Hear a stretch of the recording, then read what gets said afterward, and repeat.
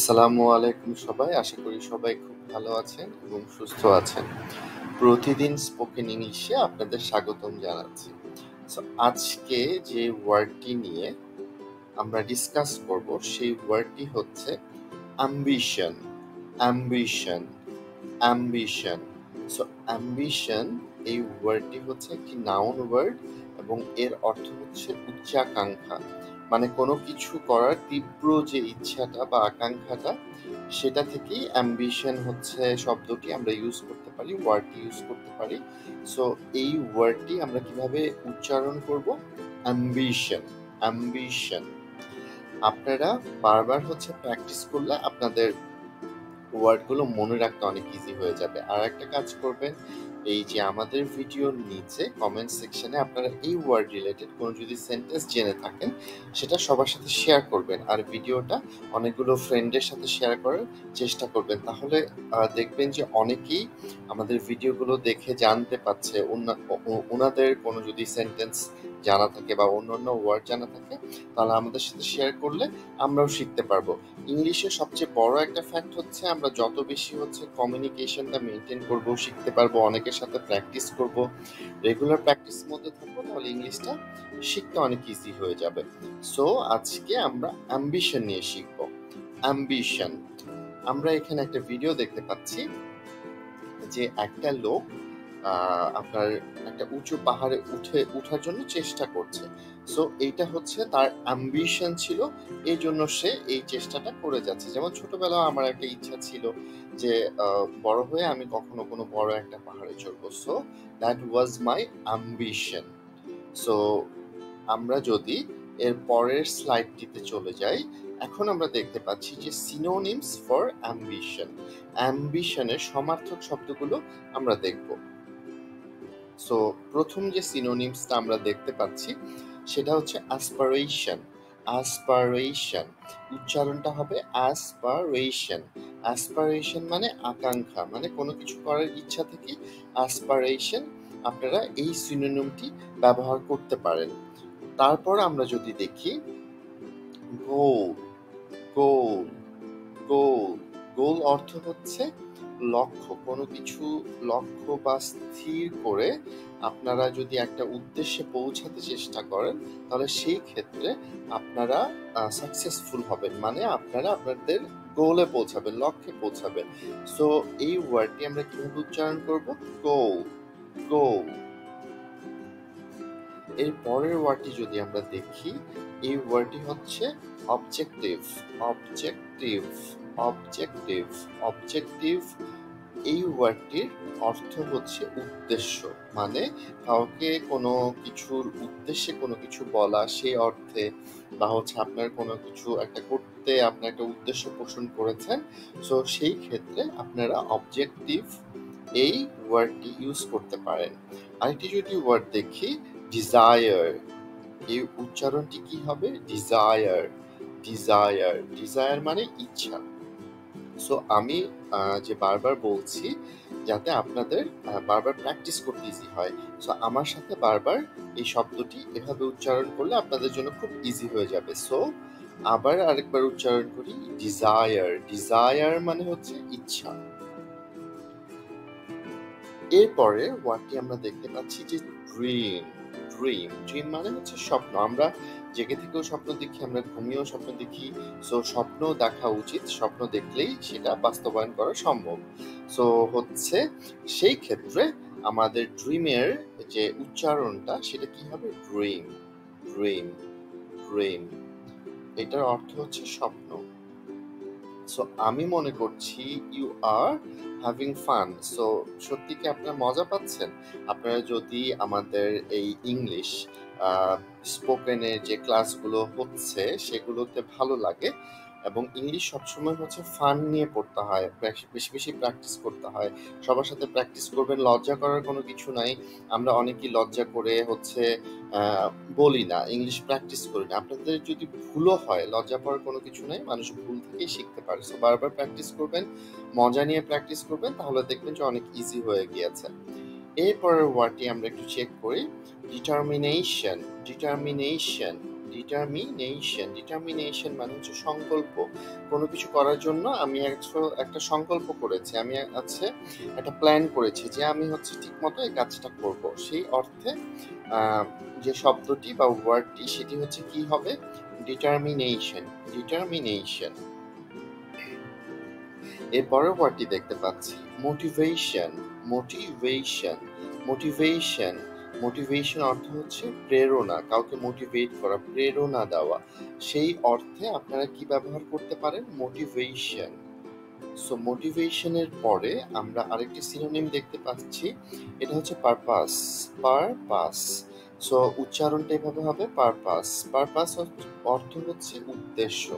মানে কোনো কিছু করার যদি আপনি উদ্দেশ্য প্রকাশ করেন, যেমন আপনি আজকে একটা উদ্দেশ্য করলেন যে কালকে সকালবেলায় আপনি একটা ইম্পর্টেন্ট কাজ করবেন, তো সেই ক্ষেত্রে আপনি পারপাস এই ওয়ার্ডটি ইউজ করতে পারেন। আরেকটি যদি ওয়ার্ড দেখি জিল। আপনারা যে আপনাদের ইয়েটা আছে, টাংটা আছে, জিহ্বাটা আছে, সো সেটা এভাবে বলবেন জিল অর্থ হচ্ছে উদ্যম, কোনো একটা উদ্দীপনা বা কোনো একটা খুব তীব্র আকাঙ্ক্ষা থেকেই এই শব্দটি আপনারা ব্যবহার করতে পারবেন। এরপরে যদি ওয়ার্ডটি আমরা দেখি ড্রাইভ মানে হচ্ছে চালানো, যে কোনো কিছু ড্রাইভ করাকে, যেমন সেটা গাড়ি হতে পারে, সেটা বাইক হতে পারে, যে কোনো কিছু ড্রাইভ করাকে কি বলা হয়? চালানো বলা হয়। এতক্ষণ আমরা সিনোনিমস দেখলাম, এখন কিছু অ্যান্টোনিমস দেখব। সো কিছু বিপরীতার্থক শব্দের সাথে আমরা পরিচিত হব। সো সেই ক্ষেত্রে আমরা দেখতে পাচ্ছি যে একটি শব্দ, এটা কি এই শব্দটির অর্থ হচ্ছে তৃপ্তি। এই শব্দটির উচ্চারণটি কি? কন্টেন্টমেন্ট।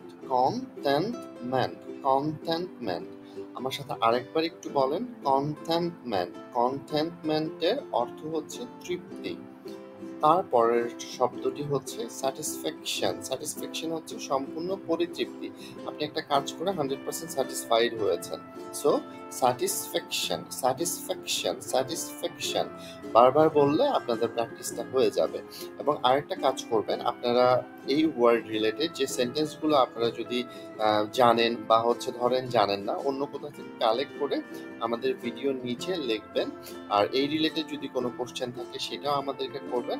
আমি ডেফিনেটলি 100% ট্রাই করবো আপনাদের প্রত্যেকটা কোশ্চেনের আনসার দেওয়ার। এর পরের ওয়ার্ডটিতে চলে যাচ্ছি। এর পরের ওয়ার্ডটিতে হচ্ছে ইনডিফারেন্স। এই উচ্চারণটা এভাবে করবেন, ইনডিফারেন্স মানে উদাসীনতা, কোনো কিছু করতে মনে বসছে না, আপনার ভালো লাগছে না। সো সেই ক্ষেত্রে আপনারা ইনডিফারেন্স এই ওয়ার্ডটি ইউজ করতে পারেন। আরেকটি ওয়ার্ড যদি দেখি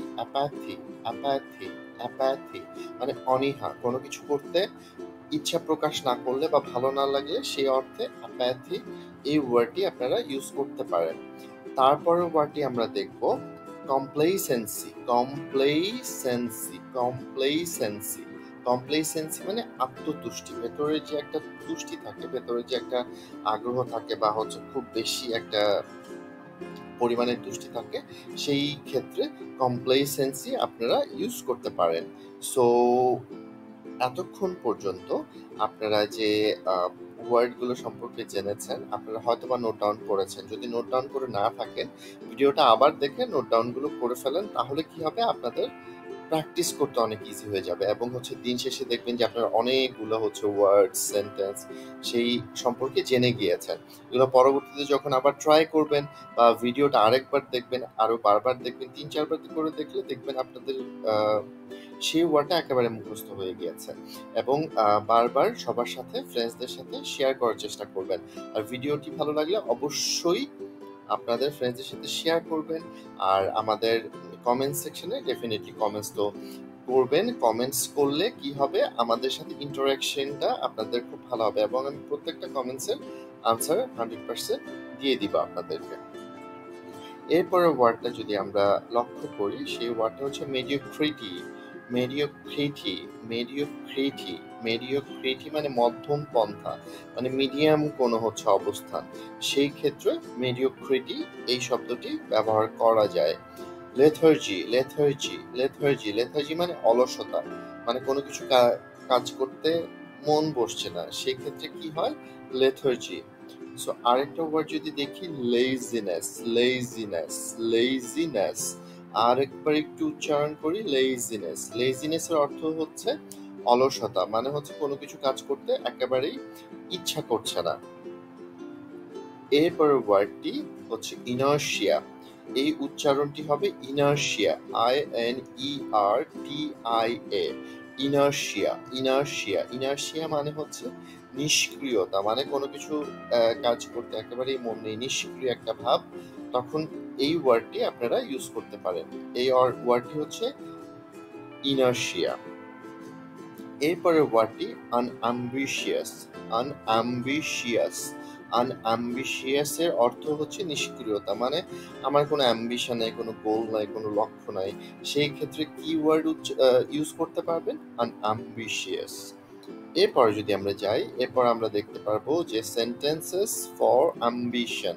অ্যাম্বিশন রিলেটেড আমরা কিছু সেন্টেন্স দেখব, যে সেন্টেন্সগুলো আপনারা প্র্যাকটিস করবেন, আপনারা অন্যান্য সেন্টেন্সগুলো প্র্যাকটিস করবেন, এবং অন্যান্য সেন্টেন্স যদি আপনার জানা থাকে অ্যাম্বিশন রিলেটেড, প্লিজ আপনারা প্র্যাকটিস করে আপনারা নিচে কমেন্ট সেকশনে আমাদের সাথে শেয়ার করবেন।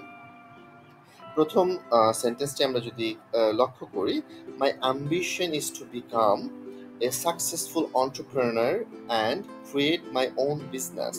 এর অর্থ হচ্ছে আমার উচ্চাকাঙ্ক্ষা বা তীব্র ইচ্ছা হলো একজন সফল উদ্যোক্তা হওয়া এবং নিজের ব্যবসা নিজেই তৈরি করা। সো এই সেন্টেন্সটি আরেকবার আমরা একটু উচ্চারণ করি, মাই ambition is to become a successful entrepreneur and create my own business. So এই ধরনের সেন্টেন্স আরো অন্যান্য রিলেটেড সেন্টেন্স আপনারা যদি জানেন, অবশ্যই কমেন্ট সেকশনে আমাদেরকে লিখে জানাবেন।